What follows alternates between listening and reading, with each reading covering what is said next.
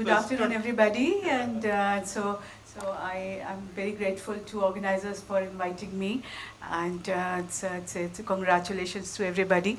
And under this scenario, the COVID was happening, and then they could hold this function. I'm very grateful. Thank you so much. So my topic is role of plate tectonics and global climate in the diversification of tropical angiosperms, evidence from fossil records. Next, please. So we all know that angiosperms, they are also known as flowering plants. So what is the evolution of how these flowering plants evolve? Let us talk about that. Next, please. So we all know the angiosperms, they are the most species rich and ecologically diverse amongst the plant ecosystem. And because they have a certain morphological and ecophysiological traits, such as presence of carpels, flower structure, bisexual character, double fertilization, cross-pollination mechanism, nectar production and pollination through different agents, fruits and seed dispersal. Apart from that, ecophysiological traits which are peculiar and which are found only in angiosperms, xylem vessels for effective water transport, leaf venation system and stomata. So there are such few studies that has been done by various workers, such as that people have studied that angiosperm, they have the capacity to transpire. So they have the capacity to transpire as compared to any other plants like cycas or bryophytes or pteridophytes. So because through transpiration, water vapor comes into the atmosphere and that produces rain. So many scientists, they have the opinion that because angiosperms, when they evolved, they brought rain to the earth. So after the angiosperm, if angiosperm wouldn't have there, the climate would have been very hot and arid. Secondly, the angiosperm, they have the stomata that is found in angiosperm. They have the capacity, there is a plasticity, because if the CO2 level will be very high, the stomata will slowly decrease in number, and if the CO2 level is low, then stomata will increase in number. So this way, this particular trait is peculiar in angiosperm, so that is why they have an advantage over other type of plants. Next, please.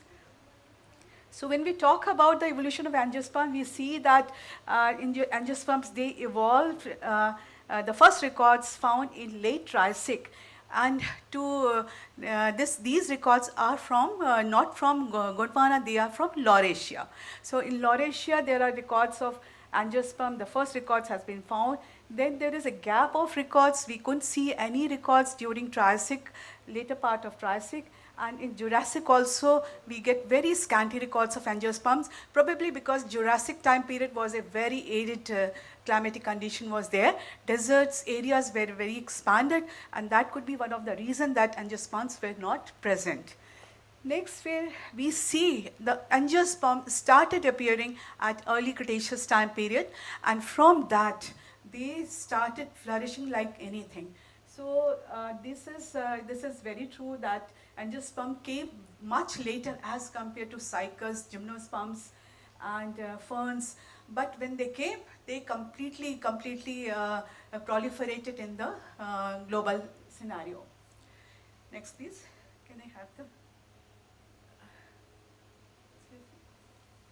Can I have the pointer? So we see that when we see the paleogeography, we see that these red areas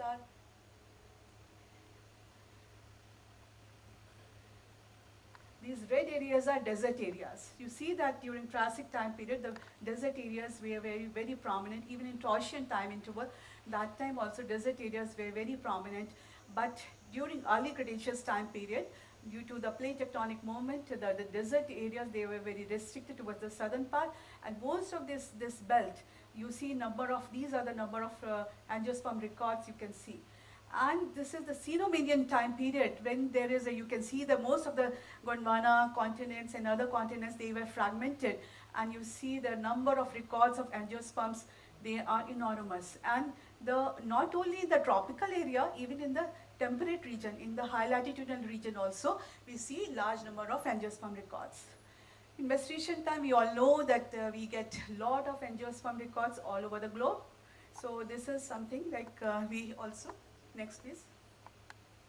So role of plate tectonics in global climate change, the evolution of angiosperms, then we see that change in the continental configuration affect the global climate through three mechanisms: land mass dispersion due to breakup of one big land mass into a smaller continent modifies the source of moisture advection. Latitudinal positioning of land masses also affected the source of precipitation and hence gradually altered the global climate. Fragmentation of large land masses resulted in the latent heat release and warming of high and mid latitudinal areas. So all these the plate tectonic movements, they have really affected the evolution of angiosperms. So we can see that evolution of angiosperms started 120 million year, and they started at a few records and then later on expanded to very high number of records. Next please. So plate tectonic can affect climate in a variety of ways. Since ocean and atmosphere circulation are linked, any process that changes one forces the other, which affects the climate. So with thermohaline circulation system, that through that, various gateways, and they were open, and that time later on during the Cretaceous, later part of Cretaceous, and that resulted in very warm climatic condition and very humid climatic condition that was very congenial for the evolution of angiosperms. Next please. So we can say that angiosperms have gradually dominated after their appearance during the early Cretaceous. Their radiation was characterized by high and rapid diversification, high rate of speciation throughout the Cretaceous, and unprecedented ecological dominance. So Cretaceous climate is described as warm and equable. Onset of such climatic condition is gradual and results from long-term processes that occur throughout the Mesozoic. So major plate tectonic movement of continents have taken place during Cretaceous and based on the climate-sensitive sediment. Not only the fossil records, we also see the sediment records. The sediment records that also tells you the evaporite, that tells you the climate was very arid, and then the coal deposition, the areas in globally, the coal deposition has taken place in a large areas and places. So that also indicates the global climate was very humid. Next please. So high CO2 level, equable climate, lack of polar ice sheets during early Cretaceous led to the origin of tropical angiosperms. And this was the area, another part of Gondwana, that is the tropical Africa. That was the place where we think that most of the angiosperm must have evolved. Next please. So background condition, why was Cretaceous and early Paleogene was so warm, a period of sustained greenhouse earth? When you see the volcanic activity of different time span from Paleozoic, Mesozoic and Cenozoic, so during the Mesozoic, the volcanic activity was maximum. And that too during the Cretaceous time period, you see there are so much of volcanic activity has taken place that resulted in a very high amount of CO2 level in the atmosphere. And that could have been the background condition that was proliferated, and that was given rise to a very, very warm and humid climate condition. So climate was already warm due to massive release of CO2 in Cretaceous. Continental configuration were different that led to the effective migration of warm water currents to polar regions. After the 10 million years after the Cretaceous, there was another event that is known as Paleocene-Eocene thermal maxima. That was a super greenhouse period, and this was at the Paleocene-Eocene boundary interval, and superimposed on this already warm climate of Cretaceous, the extreme warm hyperthermal events took place starting at Paleocene-Eocene boundary at 55.5 million years. The total time span is 2000 years. So what caused this carbon enrichment? This is the number of theories have been proposed. So the most accepted theory is that is the release of CO2 from the methane hydrate from the ocean bottom. Next please. So what was happening in India? India was during Cretaceous time period, early Cretaceous started drifting from rest of the Gondwana land. India started moving towards north. And so Indian continental plate evolved by rifting from the Gondwana land in Cretaceous period, followed by northward drift and collision with the Eurasian plate in late mid-Eocene. So we can say the biotic component evolved on Indian subcontinent at different stages of rifting, drifting and collision. Next please. So what is the paleo? So when we talk about next please, next please, next please, next please, next please, next. So when we talk about evolution of angiosperms, so it is very necessary to understand the paleobiogeography. So paleobiogeography is the study of distribution of evolution and radiation of organism through time, space and time, study of evolutionary relationship amongst the different organisms, and it also helps in inferring the age and place of origin of organism. It also helps in assessing the role of past tectonic and climatic events in the evolution of organisms. So these are the three processes which are very, very important to understand the paleobiogeography. This is the evolution, that is speciation, extinction, and dispersal. So we need fossil records for that. We need current distribution of the forms which are present as fossils. We also need the dated phylogenetic tree, and so that we can build a paleobiogeographic history. So for this, there are several methods to do that. So one particular method, that is phylogenetic analysis, which is extremely important and significant also, that is making the tree of life. So like these are the species which are living, A, B, C, D, E, and so A and B, they look very similar in morphological trait and genetic date. So they are placed in the clade 1, then there is C and D in the clade 2, and we see, if we see their divergence age from where they have started all these 4 species. So this is the age of these divergence age of these clade 1 and 2. Similarly, we can also determine when this particular family or clade evolved, that is the root node. Next, please. So this is the recent phenomena, recent development which is now taking place, and I'm very happy that many people in India and also in abroad, they are also trying to develop this area. So predicting speciation, extinction, and impact of climate on diversification of flora and fauna.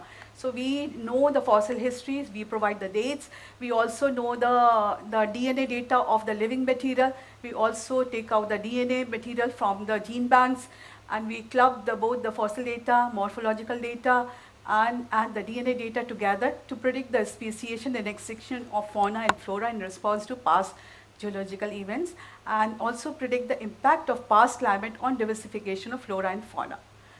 So this holistic approach of integrating multiple disciplines ranging from paleobiology to molecular biology would address the issues of impact of climate change on species distribution and their habitats, phylogenetic relationship of extinct and extant lineages, predicting speciation and extinction in response to historical processes, conservation measures of a species by taking into account of evolutionary and ecological aspects. Next, please. So if you see, just to give you an example, that this is the Thar, the desert area, the desert margin area where you see a lot of lignite mines are there. So these lignite mines, they are, if we do the fossil analysis, we found that they are extremely rich in tropical biota, whether it is plant or animal. So if we try to find out their nearest living relatives, just next please. So these are the nearest living relatives which are present as a fossil record. They are found, whether they are found in Madagascar, Africa, South America, Southeast Asia, and western part of western Ghats of India. So these are typical forms, lemurs, which are endemic in Madagascar only. They are not found anywhere else in the world. And at one time they were present in India. And so these are tapis. They are not present. They are presently not confined to India. They are at one time during Eocene time interval, Paleocene time interval, they were present in India.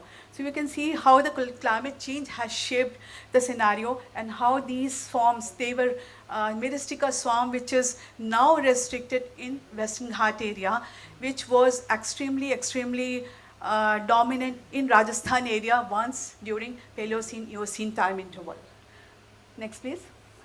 So these are the fossil records which we have found in these lignite mines, and they show similarity with the Madagascar flora of present day. Next, please. So we have done this work in 2009, and this has resulted in to find out more about this particular area. We try to trace the nearest living relatives of 55 million year old fossil records, pollen fossil records, and we found that most of these pollen fossils which were present at one time in India, they show similarity with the living vegetation, living pollen flora of Western Ghats. Next, please. So this is the area, this is the area where we get our most of our nearest living relatives. So if you see the mean annual rainfall condition, so this area becomes very, very wet. It's about more than 500 millimeter rainfall is here. But if we see the lesser number of dry months, then this area shows very wet. So most of these where the dry period is only 2 to 3 months, so this particular area, it has mostly the monotypic and endemic vegetation. And so our fossil records, they show similarity with the pollen flora of this area. So this indicates that at one time, all over the India, the climatic condition was similar, like very humid, and before the Himalayan upliftment, the climate was extremely humid. Next, please. So we collected the samples from these lignite mines from Western India. We also collected the flower buds of southern Western Ghats. Next, please. So some case history, so which we have done. This is one particular family, which is Abenaceae. It is a very pantropical family and used for timber and fruits. And the family consists of over 500 species and is widely distributed in the tropics and subtropics of New and Old worlds. The family has a very poor fossil records. The fossils assigned to Abenaceae are mainly known from tertiary. So pollen character evolution across the life tree of family is less explored. So we have got the fossil records of this family from Vastan lignite mine and Sonari lignite mine of Barmer Basin, Rajasthan. Next, please. So these are the fossils which we have recorded. Next, please. So after doing the analysis, taking out the fossils, we do the character analysis. We develop the morphological data. We have actually identified 20 traits of pollen character, and on the basis of that, we try to trace on all the living entities of this family and the fossil. And then next, please.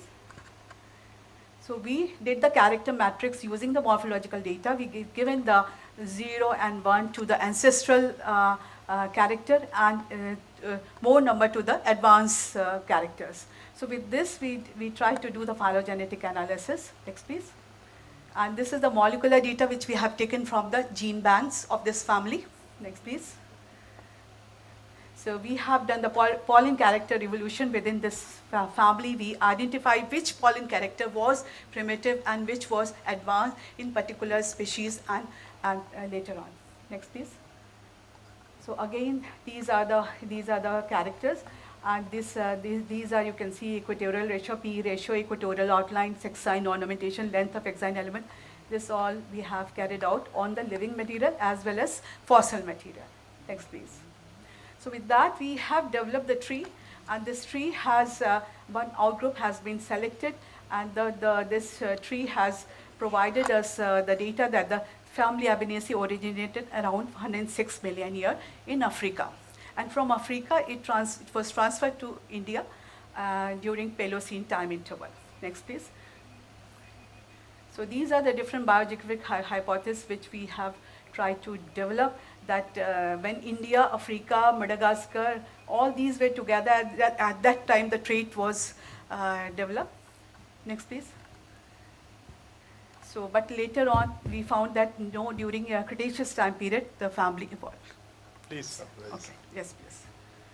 So similarly, we have done some work. Next, please, next, please, next.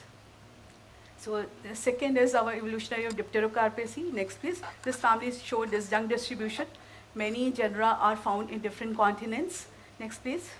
So we do the same global distribution. We have identified the family. Next, please. So we have found that in Africa, the late Cretaceous, some of its fossil forms are also found, which are very similar to Indian forms. Next, please.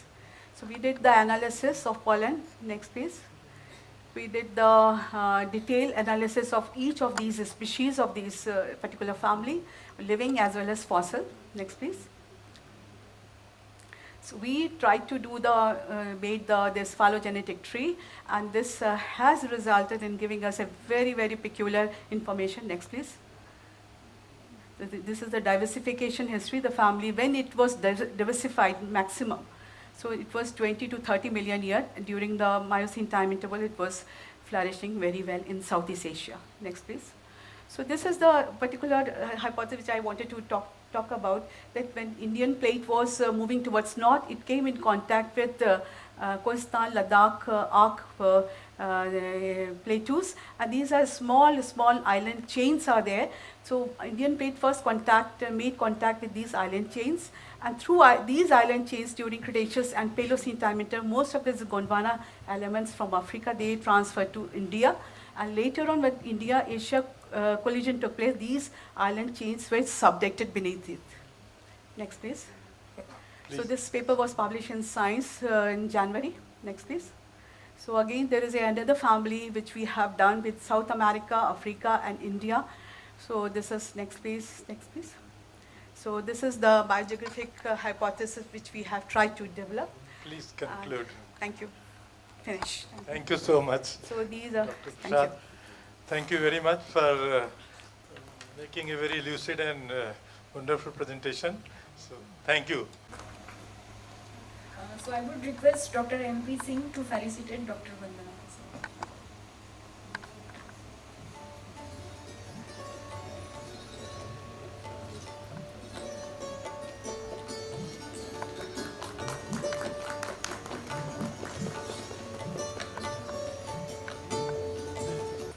Next speaker is Amrita Paranjape.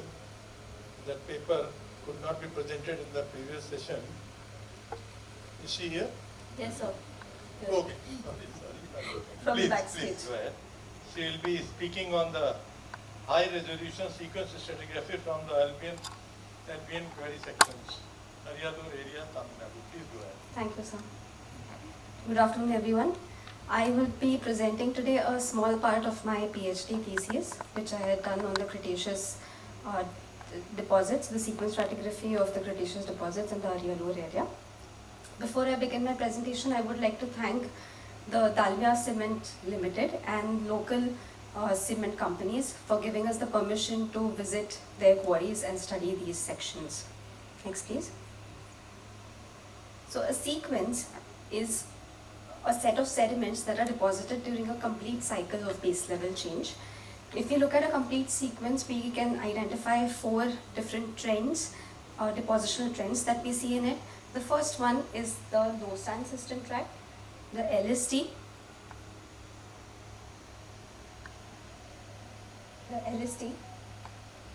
In this portion, we see that the trend is that the base level rises, but because the sedimentation is still outpacing the accommodation, we get progradation. That is followed by the transgressive system tract, where we have base level rise and the accommodation outpacing the sedimentation, hence we can see the transgression.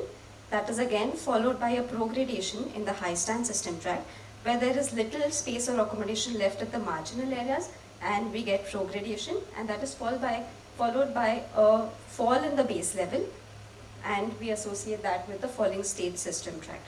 Next, please.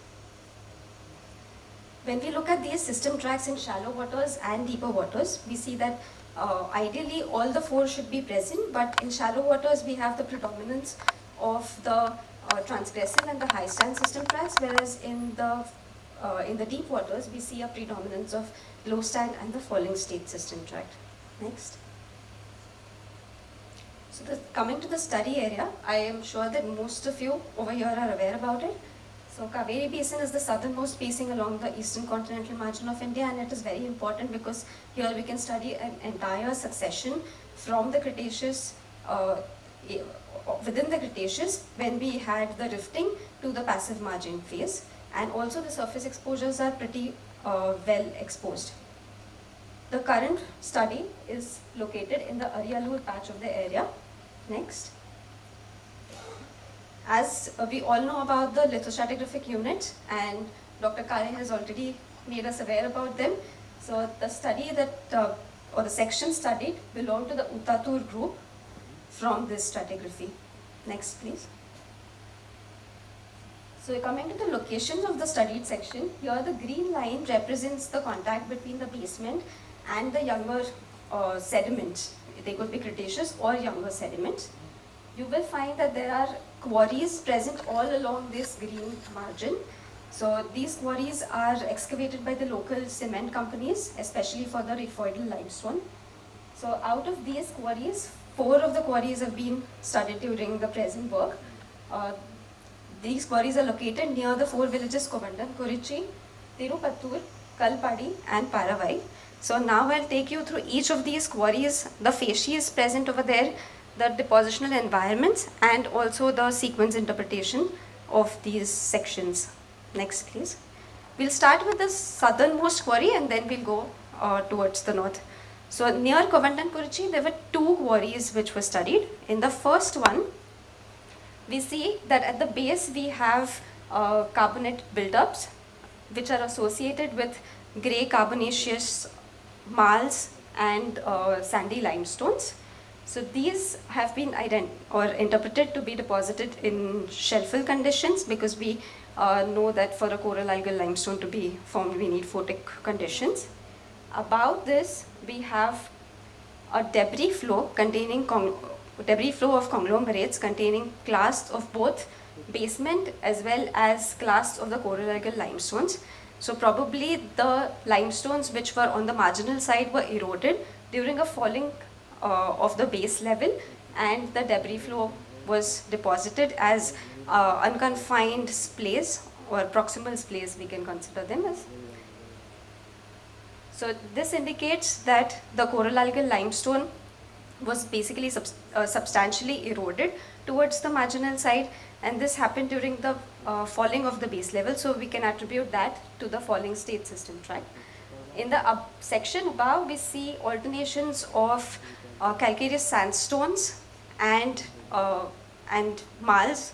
These are identified to be debris flow deposits and turbidites, mostly deposited in distal splays, and distal splays are very common in the low stand system tract. Next please. In the Kovandan Kurichi Quarry 2, we do not see the coral algal limestones at the base. Most of them are excavated already. But what we see over here are again debris flows which are unconfined, deposited as proximal splays. But these conglomeratic debris flows do not contain any pebbles of the coral algal limestone. Above these debris flows, we again have the bedded deposits which are calcareous sandstones and marls. They also have floating pebbles in them and they also show debris flow and high density turbidite features. These have been attributed to the low stand system tract.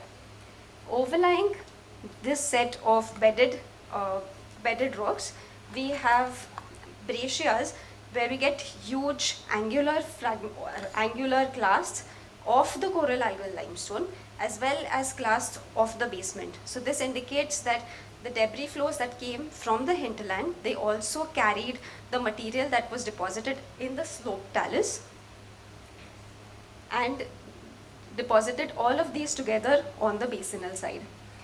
These are attributed towards the falling state system tract because we see that the base level must have considerably fallen for a lot of coral algal limestones to be eroded. In the upper section, we again see alternations of debris flows and turbidites, and we also see, like in the photograph number 4, we will see that some of the turbidites show a typical channel structure. So we see lateral as well as vertically accreting channels over here. All of them are turbiditic and they have been attributed to the low stand system tract. Next please. In the Tirupattur quarry, we again have a smaller section of the coral algal limestones preserved at the base. Overlying those, we have a section where we have channelized debris flows and associated levee deposits, which are mostly marls and clays, are identified over here. So the coral algal limestone must have been deposited during the early phase of transgression or when there was a high stand where the carbonate built up could grew or the carbonate factory could grew and the succession above is attributed to the low stand system tract, where we have the channel levy complexes. Next, please. In the Kalpadi section, you will see that in the lower photograph, a well-preserved bioherm is present. We can also see the mound-like structure over here. These are overlain again by bedded calcareous sandstones and marls, which are attributed to the low stand system tract. And overlying those, we have a conglomeratic debris flow. We could not identify the extent of this, so we are assuming that it is an unconfined channel. This again has pebbles or clasts of basement as well as the carbonate built up. So that has been attributed to the falling state system tract. Next, please. The northernmost quarry, which is Paravai, you must have seen some of these photos in Dr. Kari's presentation also. So here at the base, like the Covandan-Korichi quarry, we have debris flows with huge clasts, but those clasts are of the basement and we do not get any clasts of the carbonate buildup. But above this succession, we have beds where we again have the slope talus deposits with angular clasts both of the corallalgal limestone as well as the basement. Another peculiar thing that we observed here was clasts of the previous deposited clay stones and marl succession, which the clasts showed contorted nature, indicating that probably this is actually not working properly. So this is the bed that I'm talking about, where we see clasts of limestones and contorted clay stones. So they are deposited as they can be attributed to be deposited by submarine slides and are attributed as FSST. Please summarize, try to summarize. Yes. And in the succession above, we again have bedded deposits which are associated with the low stand system tract. Next, please. So to summarize, based on the occurrence of the corallalgal limestones, the slope talus deposits that we find here, as well as the clasts present, the composition of the class, we are able to identify 5 high resolution sequences in these albion sediments. Another or 2 takeaways that we got from this study was that one was that the gravity-driven sedimentation is predominant in this portion, as well as the low stand and the falling state system tract are also predominant. So the gravity-driven sedimentation can be attributed to the lack of shelf slope. And listening every participant so patiently. And now I would request Dr. V.D. Borkar to felicitate Dr. MP Singh.